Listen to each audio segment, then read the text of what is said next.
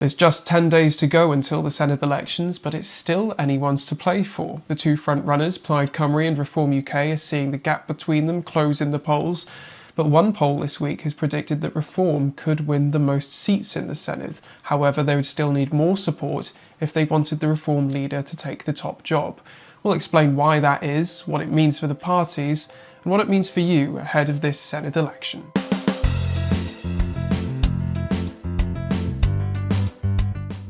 Welcome to Focus on Wales. Also coming up this week, we'll ask what's been coming through your door this election as we talk leaflets, as well as some of the devious tricks that parties are using inside of those leaflets too. Welsh Labour are expected to miss some key pre-election targets for Welsh hospitals, so we'll talk about those. And we'll talk about our winners and losers of the week, of course, including a certain politician who has likened herself to a strawberry daiquiri. Yeah, my name's Carl Bright. Also joining me this week, of course, is Adam Griffiths. How are you doing, Adam? And would you liken yourself to a strawberry daiquiri? I'm doing very well, thank you. I don't think I would liken myself to a strawberry daiquiri. I'm not entirely sure what it means to liken one to a strawberry daiquiri, to be honest. But I'm feeling like I'd liken myself to lemonade. You know what? Go for it. Liken yourself to whatever you like. I'm not even going to get into whatever I'd liken myself to. But a lot of polls this week coming out. We've had, I think, 3 or 4 polls, about as many polls as we've had like at the start of the year. So a lot to cover, a lot to follow, isn't there? Yeah, absolutely. There's definitely been a lot of kind of here, there, and everywhere with the polls. A lot of kind of different sheet projections, a lot of different percentage projections. It's really kind of heating up in the polling department as we get closer to the election. It really is. Well, I think let's get down to business in the polling department then, and break down what the polls are telling us so far.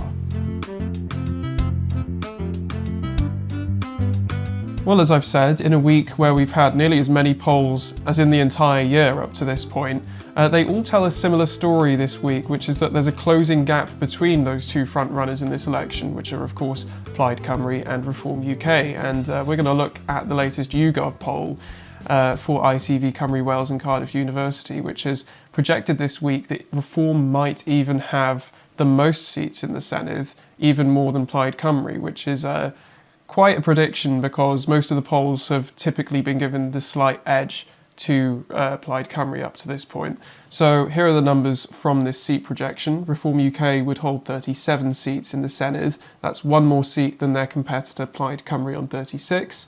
Meanwhile, Labour would be just left with a dozen seats in the Senedd, followed by the Green Party on 7, the Conservatives on 3, and the Liberal Democrat leader Jane Dodds remains lonely in the Senedd.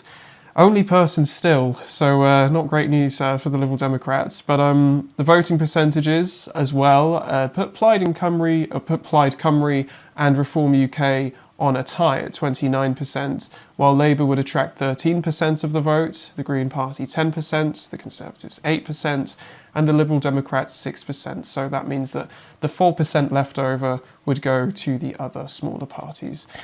So what does that mean exactly? Well, the parties need 49 seats to make up a government, so none of the parties are anywhere near that magic number of 49, are they? So they would need other parties to work with, but that largely puts Reform out of contention for government, despite the fact that they have the largest seats out of the parties by this poll, considering the fact that they're on 37 and their only viable partner to work with in the Senedd would be the Conservatives, who are on 3 seats here, so they'd still be 9 seats short together. That means that it would still be quite likely that we'd have a Plaid Cymru First Minister come May the 7th. So, Adam, it looks like Reform and the Tories both need to kind of step it up a gear, don't they, if they want to get into government. The Tories are consistently polling on just single digits, so it seems like they need to get into double digits, and Reform really need to break 40 seats if they want the slimmest chances of running government as a minority or even in coalition with the Tories. Yeah, absolutely. I mean, they need to do more than step up. They need kind of an electoral miracle, I think, of sorts, because the real problem, I think, that that Reform and the Tories kind of collectively face is that the only way they can really get a lot more support at this point is kind of by cannibalizing each other. I think there's a degree to which the kind of support that right-wing parties in Wales can garner kind of has a bit of a maximum. And I do think that, especially with the success of reform recently, that kind of maximum is definitely being reached. And obviously, it's interesting to see that I think that kind of maximum level is one that still doesn't make a government possible for those parties. I don't really see how that can change without the parties themselves changing, not in terms of the amount of effort they're putting in or the campaigning they're doing. I think there would need to be a kind of substantive shift in the kind of demographics and the kind of support base that the parties are attracting in order to make electoral success for them in terms of actually governing people.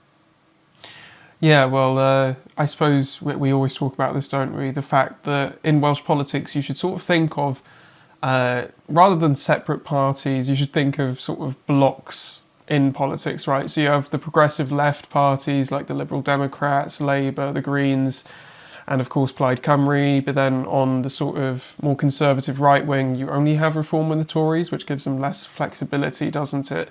But I mean, we're talking all about routes to government, but there is an argument by some that I've heard, which is that this could actually be the ideal situation for Reform, really, because in this poll, they could win the most seats, they don't form a government, sure, but as a result, they'll be the opposition. They could point the finger at Plaid Cymru and sort of develop the narrative that they've been kept out of the establishment, right, couldn't they? So what are your thoughts on that, Adam? Yeah, I think I do kind of agree with this sort of analysis of it. I think that for these kind of populist right-wing parties, a lot of the time, especially kind of looking to Europe, you see that they kind of get into power and things start to go wrong very, very quickly because obviously the issues that come up in government come up for them. They're not magic. And that means that they're kind of disaffected voter-based support, which is very often a large chunk of the support for these parties.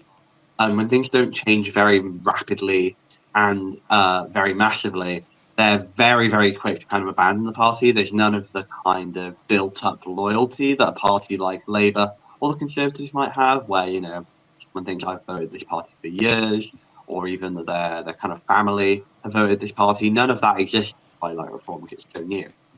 So it makes it very, very easy for these things to do very, very well in maybe one election and then immediately lose support afterwards and kind of explode almost into oblivion. Whereas if Reform find themselves in a position where they've kind of technically won the election, but still aren't in government, I think that could play really, really well for them. They'd be able to spin that in a way that I think would be really advantageous. It would play into their narrative, like you were saying. And I think it would ultimately at this point be better than governing in Wales. I think that the ultimate prize for Reform is a Nigel Farage led UK government, and I don't think that having a Reform run Senedd will actually aid in that. That would probably be a detriment. Yeah, well, that's the argument by some parties and some politicians, right, that oppose Reform. They would say that Reform are using the Senedd as like a stepping stone to government. They don't really care about actually sort of taking government in the Senedd seriously. But I mean, that is the thing, isn't it? Being in government right now, especially with the current economic situation, is very tough. Budgets are very constrained, so I think whoever gets into government, as we've said many times, they have a very tough job on their hands.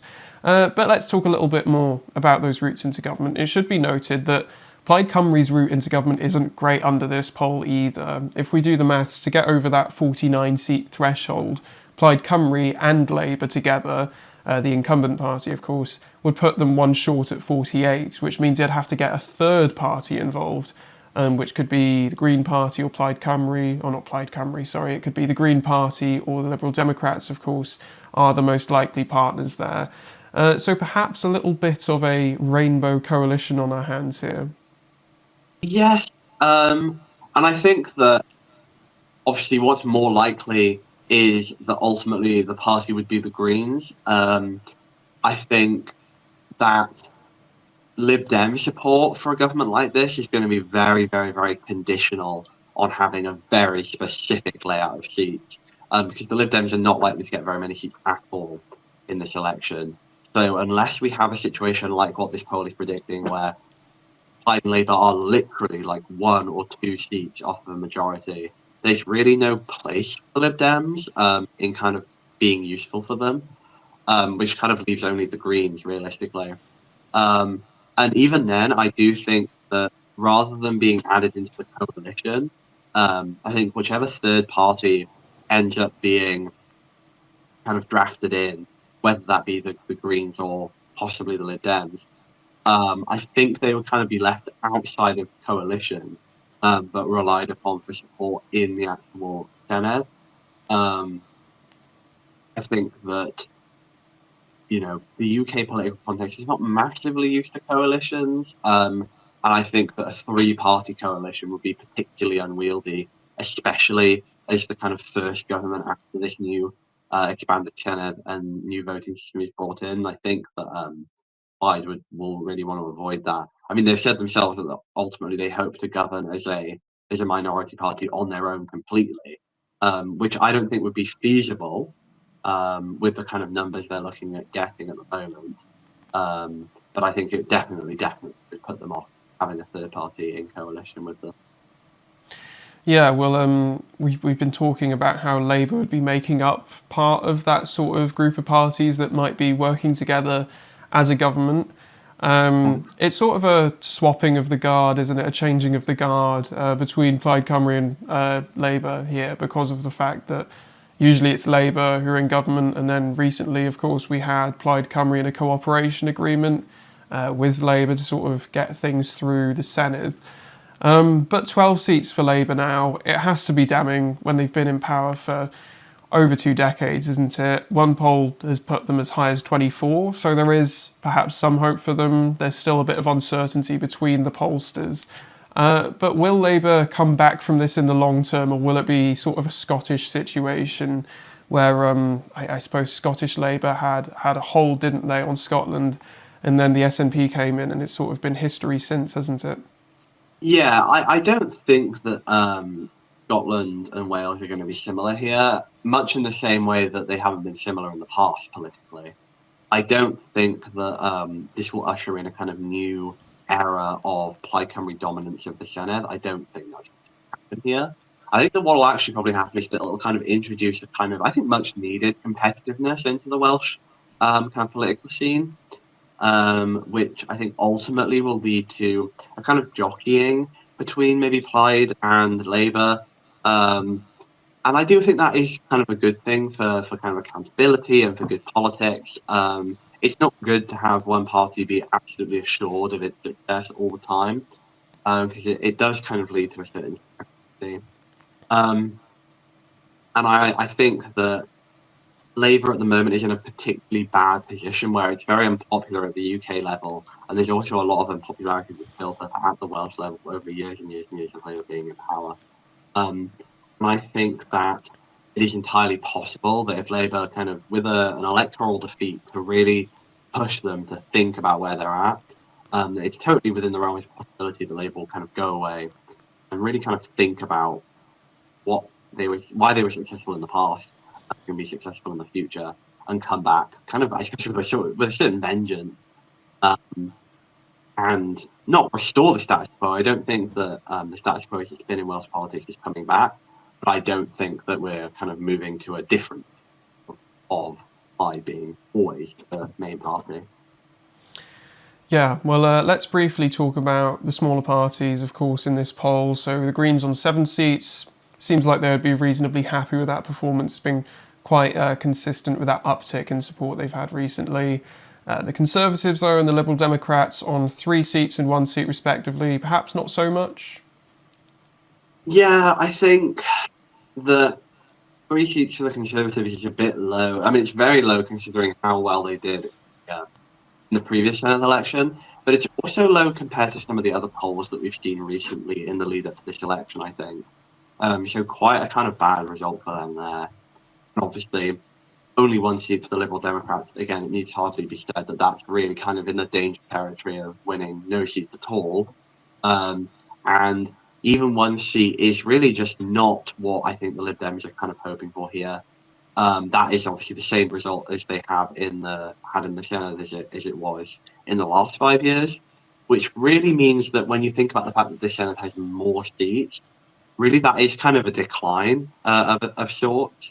And again, I think just really not at all what the Lib Dems would be hoping for. I think that really what the Lib Dems will be wanting and aiming for is something a bit more like what the Greens are currently enjoying. But that doesn't seem to be kind of happening at all. Yeah, well, I suppose there's a bit of an issue for all the Liberal Democrats, which is that, I mean, in the previous Senedd, we had it that Labour on 30 seats, and then to get over the 31 seat majority that was the case, the singular Liberal Democrat would work with Labour to get budgets through and so on. It's looking like the Greens could be taking their place, which will be really interesting to see how the Liberal Democrats respond to that in the future. But as I touched upon, there are, of course, many polls that have come through this week. We've only been talking about the YouGov poll, but what are the longer-term trends that we're seeing across the polls so far? Well, Cardiff University's Dr. Jack Larner spoke to Adrian Masters on ITV Cymru Wales' Sharp End to sort of talk about the trajectories of the main parties. So we took a look at the longer-term trends, yes, since the last Senedd election. You can really pinpoint the moment, actually just before the last Westminster election, when the Labour drops, the Labour vote started to drop. So just to be clear, that's 2021, and then you're talking about just before 2024. Exactly, just before 2024, so about midpoint in the graph, and then really starts to drop there. The Conservatives, you can also see kind of dropping from what was actually a historic high point for them in 2021. Rapid rise in support for reform, then with maybe a tapering off, a flattening slightly. If we try and ignore this one big bump in the road in January with the January poll there, which now is looking like it probably was an outlier, and with reform Plaid also picking up, but then kind of plateauing to have Yeah, so a notable bit of analysis there from Jack Larner is that he mentions that the poll back in January is likely an outlier. So if you forget, that poll in January sent shockwaves really across Welsh politics because it predicted a massive 14-point lead for Plaid Cymru over Reform in this race. And Adam, I want to sort of talk a bit more about the wider direction of the parties sort of in the last few years, really, since that 2024 general election as well, is an interesting landmark point in the polling if we look at the chart here. So this is, of course, the poll tracker, which you can find on the Focus on Wales newsletter. And you can see the average of all the different polls. It looks like most of the parties are largely levelling out now as we approach the Senedd elections, sort of since the start of this year. Except, I suppose, the Greens are an exception by these averages, aren't they?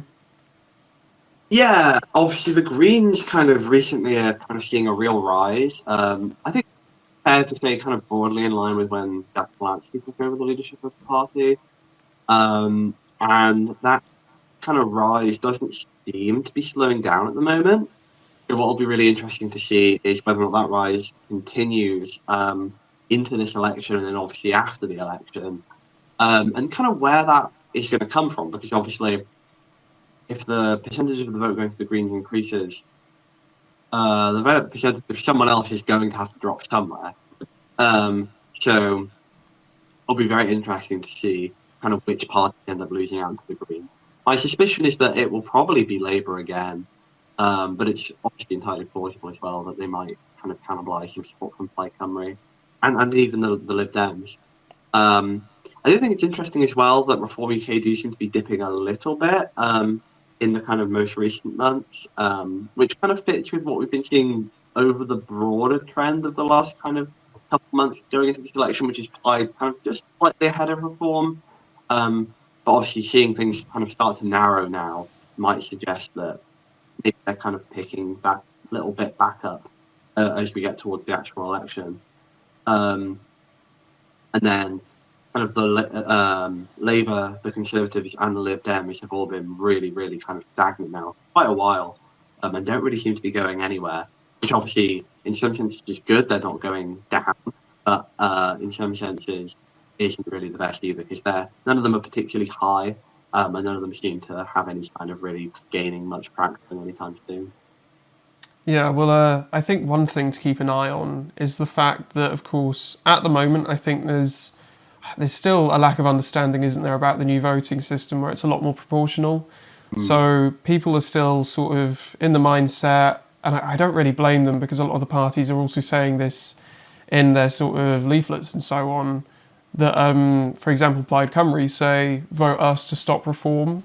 So you're still seeing people rallying behind a party because they think it's sort of as a tactical vote. But of course, the issue with that is that tactical voting doesn't work the same way anymore. So tactical votes tend to be for the small margins in the sixth seat, which can depend a lot on the seat that you're in specifically. So if you're in the Cardiff seats, it might be that the sixth seat is a contest between Reform and the Greens, for example. So it's a lot harder to successfully tactically vote.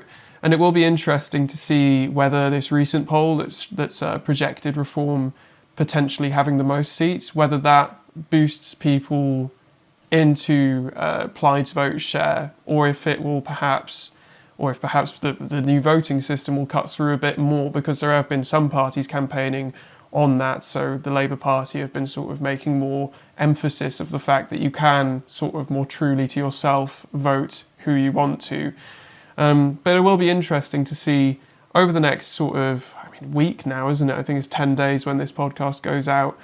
It'll be interesting to see if the polls change. I suspect that it won't change very much. But what do you think? Yeah, I think that obviously within certain boundaries, we're kind of at a point now where the polls are all kind of saying a very, very similar thing. Very tight between Plaid and Reform. Labour kind of lagging behind, and then kind of cluster of smaller parties that now includes the Conservatives kind of at the bottom, with the Greens looking set to have quite a surprisingly good result. And I think that's kind of exactly what to expect going into the election. I think that the big things to kind of look out for, the things that I'm kind of really interested and quite excited to see, are whether or not it is going to be that Plaid or Reform are the largest. I think that's definitely still an open question. How well the Greens do, I think that's something that will be very, very interesting to see. And finally, how well the Lib Dems do, because the Lib Dems getting no seats at all is definitely still a possibility here, and they're going to really, really want to avoid that. So we're going to ask now, what's been coming through your door for this election? Because I've seen a lot of people talking about it, especially on social media, in the Welsh politics sort of sphere at least, or I suppose what there is of a sphere for Welsh politics on social media platforms like Twitter. There's been a lot of people saying that they've had like nothing through at all, or they haven't seen any placards. And I thought I wanted to give our sort of perspective on this, of course. I mean, we both live in Cardiff, of course. I mean, you're back in Oxford now. But we've seen a lot of the leaflets coming through. And I can say for myself, there's been a lot of leaflets, some from certain parties more than others. And a lot of it is also subjective to where like certain parties are targeting.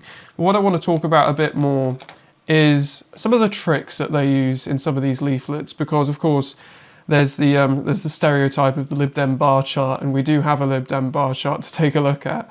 But before we go into all of that, I do want to talk about a story that ITV ran this week, which involves a Green Party candidate who was actually caught removing a Labour Party leaflet from a letterbox during canvassing. So some cheeky tactics there on the doorstep, I will say. I think the Green Party candidate has since, or the Green Party have since spoken to the candidate about the incident. What I found interesting though, or what I found quite funny, is that the Labour spokesperson in response, of course, saying it's an awful thing, they were saying that it's unfair. But I like the closing remark, which was that the problem with the Greens is that they're not as cuddly as they make out. He probably didn't even recycle it. Which is I appreciate that they're truly taking it seriously here, and targeting the concerns about the environment. We better be recycling your leaflets. But I mean, Adam, you've canvassed yourself for Plaid Cymru, of course. What are your thoughts on those tactics by that candidate? Yeah, well, it's just sort of out of the spirit of the election, I suppose, isn't it? It's quite easy to see, I suppose, how someone might think to do that. But it's the sort of thing where, I think, to be honest, fundamentally, the optics of it are just really, really bad. Yeah. It is just kind of, I mean, without being too kind of melodramatic about it, I suppose in a certain sense it is a little bit anti-democratic, because the implication is that you're sort of trying to silence the other party through taking away their chance to communicate with the same voter that you are. Obviously, leaflets are not the deepest thing in the world. There probably aren't that many voters out there whose minds are entirely swayed by one leaflet here or there. But the kind of the vibes of it are certainly off. The vibes are certainly negative, I will admit. But I do want to talk about the Greens first, because I've had a interesting leaflet. Well, I've been sort of collating leaflets from what's been coming through my door, but also other people, because of course the good thing about being in Cardiff is that you can sort of collate leaflets from both Caerdydd Penarth and Caerdydd Fynnon but there's been this leaflet through which I believe was for Caerdydd Fynnon and it says vote Green on May the 7th. I don't know if I can show it there on the camera, but it sort of has all the candidates, or the two top candidates, and then it has Zach Polanski, Green Party leader, but a notable absence of Anthony Slaughter, of course, who is Wales Green Party leader. I think that's interesting, isn't it? Because I presume the reason for them doing that is Zach Polanski, of course, has great sort of name recognition. He's certainly building up his profile. But it is sort of, I suppose, it's a bit misleading, isn't it? Because, of course, this isn't an election where you're putting Zach Polanski into the Senedd. It would be Anthony Slaughter. So what are your thoughts on that, Adam? Yeah, I do think there's a certain amount of disingenuousness to it. Certainly not one that the Greens are kind of solely guilty of. I think it speaks a lot to the fact that a lot of Welsh party leaders are not that recognised by the Welsh public. I mean, obviously Reform do the same thing with Nigel Farage. Although I suppose, on balance, it is fair to say that the couple of Reform kind of materials I've seen, I do believe, have Dan Thomas on there, the Welsh leader. Yeah. Well, I had a letter through. I think one of the first letters through had just Nigel Farage on it. And I'm not sure if that might have been before Dan Thomas was even, given the role, of course, of Welsh Reform leader. But what is quite interesting is that those letters always have a little signature at the bottom for Nigel Farage. So they're, of course, playing into the name recognition there as well, aren't they? Yeah, exactly. And like I say, I think it's because fundamentally, I think these parties are aware of the fact that their Welsh leaders just aren't that recognised. A lot of Welsh voters are primarily consuming UK media. I think that their primary familiarity with the parties is through the UK media, and obviously the UK leaders, therefore, are going to be the much more well-known ones. And obviously, thinking back to when we went to Philly, Jack Polanski was the only leader there that was kind of mentioned explicitly by name. Yeah. I think actually that people we were speaking to mentioned that there was a Welsh leader. They were kind of aware that there is a Welsh leader of the Greens. They didn't seem to kind of know off the top of their heads who that actually was, but they did know Zach Polanski. And I think that will probably be the case for a lot of voters who are, by kind of normal standards, by no means uneducated about politics, but their primary political education and political engagement is still through that kind of UK lens, which makes appealing to them through the UK leader far more effective. And we can kind of see this in reverse almost, I think, with Labour, where I think it's fair to say that a lot of their present unpopularity in Wales is kind of downstream of the unpopularity of the UK Labour government. Yeah, well, I mean, I think a lot of people, the way that they will sort of have their breakthrough with finding out about the Welsh leaders is actually the election debates that have been going on. I mean, it's debatable whether debatable, good pun. It's debatable whether the TV debates actually have an influence on the polls, but I do think they do a good job in building profiles for Welsh politicians who do tend to go under the radar a little bit. Another thing I do want to mention about this Green Party leaflet is that it says that the final seat is between Reform and the Greens, so interesting to see a little bit of that new voting system being highlighted by the Greens there. Of course, it would be to their electoral advantage to highlight that. But let's turn to the Liberal Democrats, of course, who there's the stereotype of the Lib Dem bar chart, as I mentioned, and we have got one through here for the podcast as well. So it says here, what does it say? It says Lib Dems are fighting to win, which I hope they would be. But if we look at the chart, it says on the chart, I'm not sure if I can get that up for the camera, but I'll certainly read it out and I'll put it up as a graphic. It has Lib Dems in first place and increasing. It says 24% for the Lib Dems, Reform 20%, then Labour, Green and Plaid. But the small text says that actually it's an opinion poll for Cardiff East. Cardiff East, of course, is not a constituency in the Senedd election, so a little bit of trickery going on there.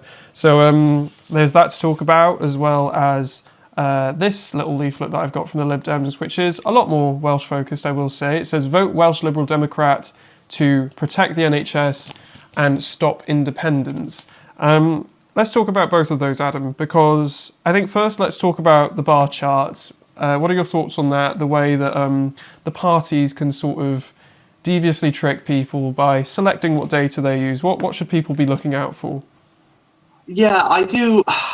I do think these sort of things are actually really quite distasteful. I'm not a big fan of it at all, especially when you do get things that are particularly egregious like that really are kind of misleading. It's the sort of thing that kind of makes me think sometimes that in the same way that the UK has the Advertising Standards Authority, I believe it's called, that is an internal kind of advertisers regulatory body that kind of sets rules. These aren't laid down by the UK government, they're kind of set internally about what you can and can't do. I do wonder if this sort of thing does call for some sort of collective kind of organisation, something where all the parties agree that they're not going to do things like this that mislead voters. Because, frankly, putting polls for UK elections on a leaflet for the Welsh elections is really, really misleading. And obviously, you know, whilst the Lib Dems are the stereotyped party for doing this, they're not the only party that kind of... It's very true. That's very true. Have done this in the past. I'm sure basically every party is guilty of this at some point. And it really is just not what politics should be. Let's talk about the second leaflet a little bit as well, because there were those two priorities, wasn't there? Protect the NHS and stop independence. We've talked about this repeatedly, but I'm going to say it again. Stop independence is that second priority on that leaflet. In fact, it's the only priority next to the NHS. Do you think that's an effective method for the Liberal Democrats? And what do you think about the fact that they're putting so much emphasis on it? Yeah, it is very strange. So obviously, we talked about this a little bit last time with the with Jane Dodds speaking about this at a press conference, and now obviously it's appearing in the leaflets as well. And I think it's very, very strange because I think, you know, again, with all due respect, the Lib Dems do not have the kind of electoral weight or power to control the narrative in this election. And it feels like that's what they're trying to do. It feels like the Lib Dems are trying to make this an election where people really care about independence, and therefore push the fact that they are a party that's going to stop independence, as though this was kind of, again, ironically, as though this was stopped. But, you know, Plaid have made quite clear this isn't an election about independence. Reform even aren't really talking about independence and their kind of opposition to it. This just isn't really an independence election, to be quite honest. And therefore, it's very strange to see the Lib Dems pursuing this angle. I suppose the one thing that could be said of it is that they are perhaps hoping to capture the extremely strong unionist, yet very disappointed in Labour vote. And those sort of people obviously are not going to go to Plaid or the Greens and might well not go to Reform or the Conservatives either. I just don't think that there's a massive constituency of left-wing, very anti-independence people who are so anti-independence that they're willing to vote the Lib Dems, but also not Labour. It's a very strange kind of constituency to target. And obviously we'll have to see how it plays out on election day, but I don't see it being a very good strategy. Obviously the NHS is the NHS, but and what party disagrees with the NHS is priority. So I don't think the Lib Dems have effectively carved out a niche for themselves here. Maybe that's what they're trying to do. I don't think they're doing an amazing job of it, to be honest. I think that's what the attempt is here, but when you look at this YouGov poll that we've been talking about, that one seat, so you've just to reiterate, of course, you'd have Plaid Cymru and Labour together 48 seats, they need to get 49 seats. If the Lib Dems get one seat, they could be the party that gets them through. But if they're putting this red line with independents, it could mean that they go for the Greens instead. So that's the issue, isn't it? It could be that the Liberal Democrats, by sort of going hard on stopping independence, it could be the thing that ultimately rules them out of having an influence in government like this. Or, of course, they could U-turn on it. But who knows? We could see what happens with that. Yeah, But it is very strange, I have to say, because I really do feel like the only chance for the Lib Dems to be in any sort of power or government here is to work with Plaid in some capacity. And it seems that their kind of electoral strategy here has been to essentially mark out Plaid as their main enemy. And I really don't understand the political logic of it, to be entirely honest.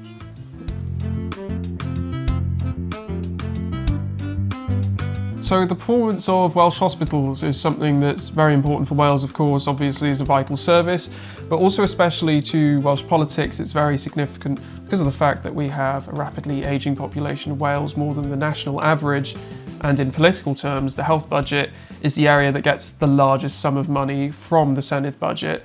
So with that in mind, figures have come out this week to let us delve into the state of the Welsh NHS ahead of the election. And unfortunately, there's some mixed results for Welsh Labour's record in government here. So back last year, the Welsh Government had pledged three main targets. So those were to reduce the overall waiting list by 200,000 waits by the end of March this year. They wanted to bring back the 8-week target for diagnostic testing, and they wanted to eliminate all 2-year-long waits for planned treatment. Now, it should be said that Health Minister Jeremy Miles called this ambitious, but he didn't say it was undeliverable. And to be fair, they have managed to make some considerable progress on this, starting with their target to eliminate all 2-year waits. In February last year, there were 15,000 waits around that mark. Statistics for February this year, though, are forecasting that wait total will drop to around 4,000. So that's just short of 11,000 of a decrease, which is a lot, but it is short of that target of eliminating all waits. On their 8-week diagnostic target as well, the latest figures for that show that there's around 38,000 waiting longer than 8 weeks, so they haven't met that target either. And finally, that I think probably the most prominent target there was reducing all waits by 200,000. The latest figures show that there's been a drop by around 105,000 from February last year to this year, so that's quite a bit short of that 200,000 target. Unsurprisingly, the forecasted figures for the end of March this year would also still put them short at around a decrease of 123,000, and the overall waiting list remains at around 687,000 people waiting for treatment on the NHS. So Adam, there's progress, isn't there? But not at the right pace is what the Welsh director of the Royal College of Surgeons of England has said. If the health minister called their plan ambitious and yet they couldn't deliver it, what hopes does the next government have when budgets will be tightening? Yeah, I think, obviously being entirely honest, I don't think there is a massive amount of hope, right? I think that the NHS has kind of become a bit of an intractable problem across the UK, and one which seems very, very difficult to easily solve. I think that the next government is going to be in a real tight and difficult situation when it comes to the NHS, unless one believes that Welsh Labour are in some way uniquely bad at managing the NHS, which I don't think is obviously a realistic assessment of the way that politics works. You have to be realistic about the fact that whatever party comes next is going to have a massive, massive challenge when it comes to the NHS. Entirely plausible that they're able to make some progress. I think that when new parties like this come in, you often find a lot of expediency with certain obvious changes. And I do think that things would probably improve just from having that sort of changing of the guard. But I think that 5 years from now, when we're heading into the next Welsh election, I would be very, very surprised if the NHS and its problems aren't still a kind of major talking point for Welsh politics. Yeah, well, I'll throw you some stats because I'm a very exciting person. So I watched an Institute for Fiscal Studies webinar about the NHS. I know, did it so you don't have to. So for the last few months, the longest waits and overall waits have been down, which of course is very positive. And Welsh Labour have said many times that I think there's been a consecutive decrease for about 9 months now. But the reason for that, according to the IFS, the Institute for Fiscal Studies, is that the Welsh Government has spent a lot on the run-up to the election on the NHS to try and meet those targets. So after they initially set the budget for the 2025-26 year, the Welsh Government topped it up by about 6% over the year. So that's additional money going to the NHS to sort of meet those election targets. And if you sort of do the maths to account for that 6% increase to what the budget is likely to be next year, when the new government is coming in, of course, the current plans imply that a net cut of around 2% will be sort of there for the next government to deal with, as they've topped it up so much. So it's a tough implication for the next government to deal with because, quite simply, unless they're willing to top up the money as well, which I mean, is hard to do, isn't it, when you make so many manifesto promises? So, for example, Plaid Cymru are making the promises of having a new childcare offer that will cost a lot of money. Reform, of course, wants to cut income tax. They all have those promises which are costing a lot as is. It's going to be a lot simply to maintain the status quo in the NHS. And of course, the health service is a big concern for people. It's the second top when Welsh people are sort of polled on what their top issue is for the election. And it comes down to a matter of trust, doesn't it? Because people want a party that's capable of running the NHS. And we know there's been some targeting of reform over this sort of thing, over the remarks that Nigel Farage, the UK leader of Reform, has said about sort of privatising the NHS or sort of changing it so that it might not be the same as it is now, perhaps not free at the point of use. Reform has come back at that and said that it will be free at the point of use. I believe it was even in the Welsh manifesto that we covered. Recent polling, though, put this question to voters of whether they see reform as a safe pair of hands to manage the NHS, and just over half of Welsh people don't think that the NHS would be safe under a reform government. Do you think those remarks made by sort of those top figures in reform are playing on the minds of voters, and does that matter of trust over who can manage the NHS the best, do you think that's really playing on the minds of voters as well? I think yes, but not in a way that's actually hugely significant. I think that the threat that reform poses to the NHS, as the kind of rhetoric is, I think that is something that plays a massive role in the fears about reform for the people who are already opposed to reform and are already afraid of reform. I think that reform is kind of approximately 30% of the electorate support base. I don't think that the NHS is a concern for them, in the sense that I don't think that they are worried that reform are a threat to the NHS. I think that it's something that only really plays well with people who are already disillusioned with or dislike reform for various other reasons, in much the same way I think that the kind of warnings of kind of racism and kind of far-right elements within reform, similarly, I think, are only really effective against kind of anti-reform people already, rather than being effective against those who are kind of considering voting for the party. Right, it's time to close off with our winners and losers of the week, and it's been a busy campaign trail. So we've got, actually, I've got a lot of losers yet again. I still try and look for winners, but the best I could come up with seemingly is the puffins on Skomer Island, which I think is it's a great story regardless. A record number of puffins have been recorded on Skomer Island. Which is great news for the puffin population. But politically, I think our winner this week was the Green Party, isn't it, Adam? Do you want to talk a little bit about that? Yeah, so obviously not a kind of separate news story to what we've been discussing already, but I think it's kind of fair enough on driving this point home that the Greens have really had obviously nothing like reform, I suppose, but there's still quite a meteoric kind of rise.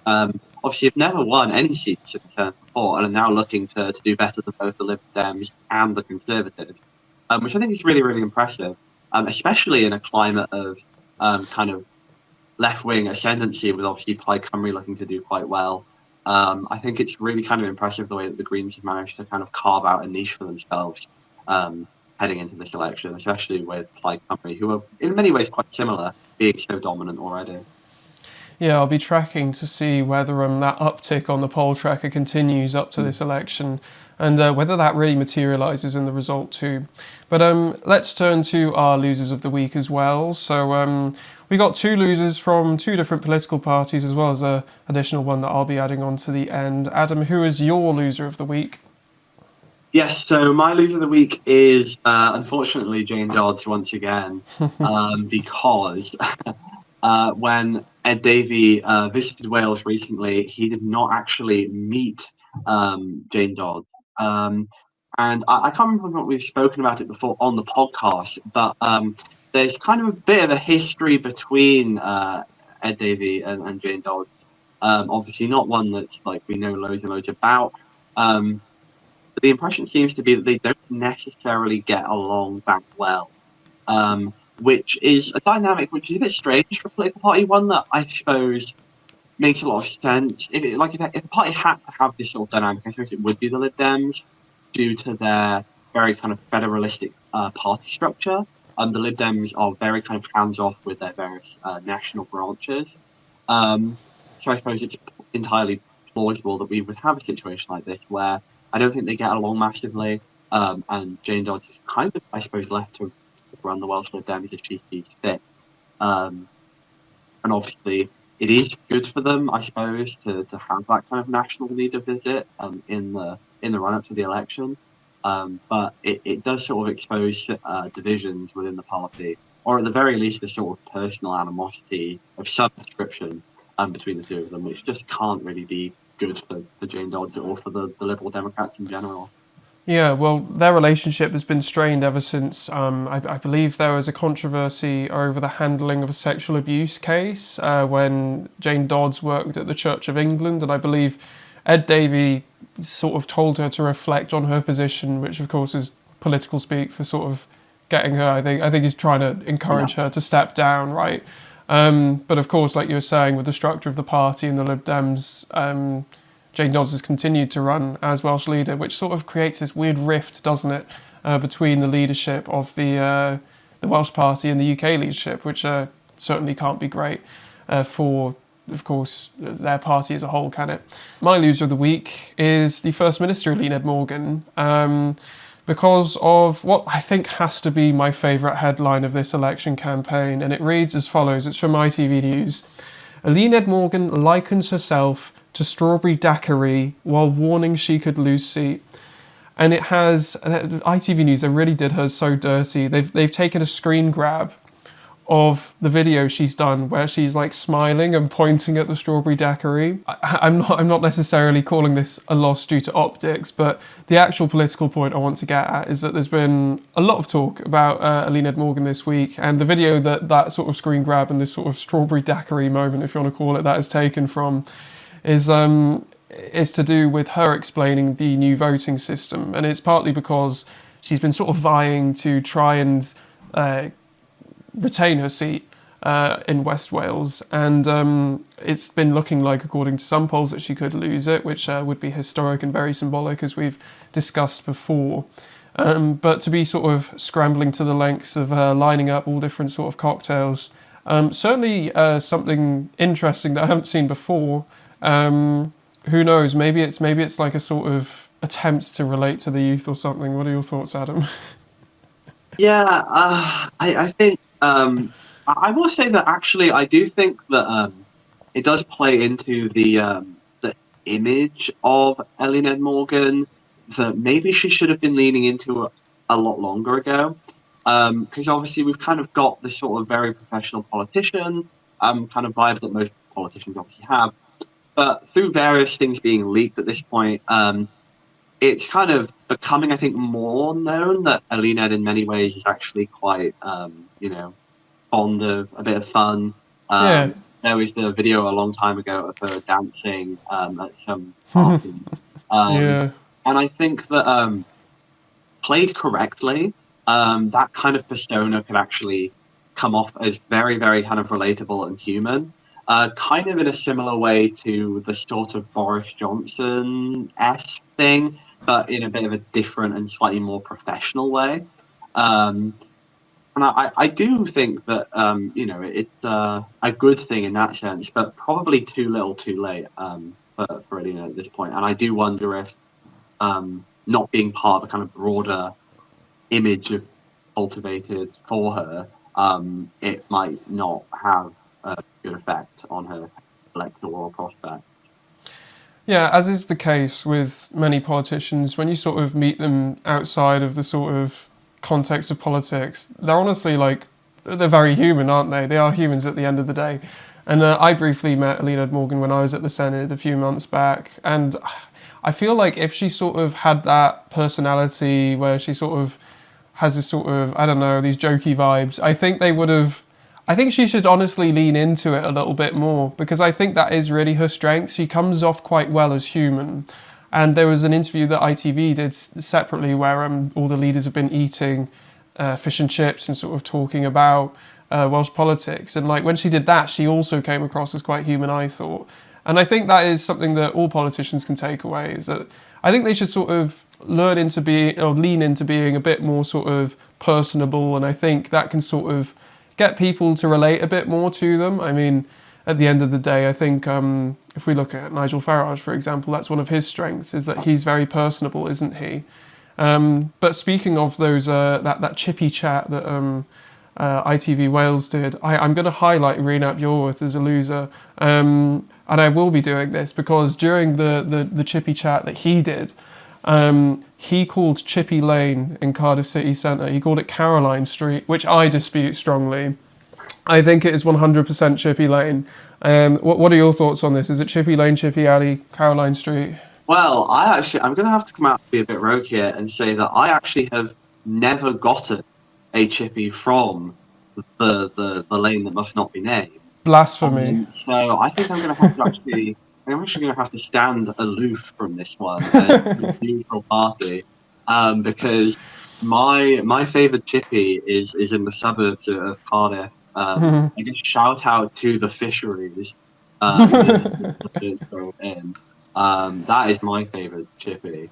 So I couldn't possibly comment on this controversy that has racked the city of Cardiff for decades. I think what we will be doing next time you're back in Cardiff now, we've got to go Dorothy's, and we got to get your opinion on this. We will get you a stance.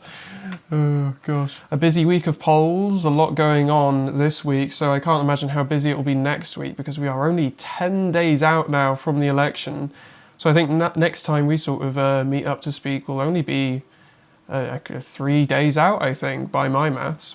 Adam, tell us a bit about yourself before you go. Of course, back in Oxford now, aren't you? Yes, I study history and politics here for my undergraduate degree. And I generally am pretty busy focusing on that. Other than that, I like to do a little bit of writing. Currently, everything's still unpublished, but hoping to maybe publish a couple of my short things at some point, someday, maybe. But nothing massively project-worthy, followable, or anything like that to kind of promote. Well, we did get one thing. I think the other week we had in the newsletter, we had a little section with your analysis on something. Yeah. I'll see if I can get that for this week as well. How are you active politically as well? Yes, I'm a member of Plaid Cymru as well, like we mentioned a little bit earlier. Been a member for quite a few years now, actually, of Plaid Cymru. And obviously, as I've come to university, it's difficult to kind of stay in touch with the Welsh political sphere, but one does their best. Yeah, you can't really do your Plaid Cymru canvassing, can you, around Oxford? No, exactly. A little bit about myself, though. My name's Kyle Bright. I'm a student journalist at Cardiff University, and I've contributed some pieces for the Will Hayward Newsletter, as well as the Nation Cymru website as well, so you can find me over there. That about wraps it up, though.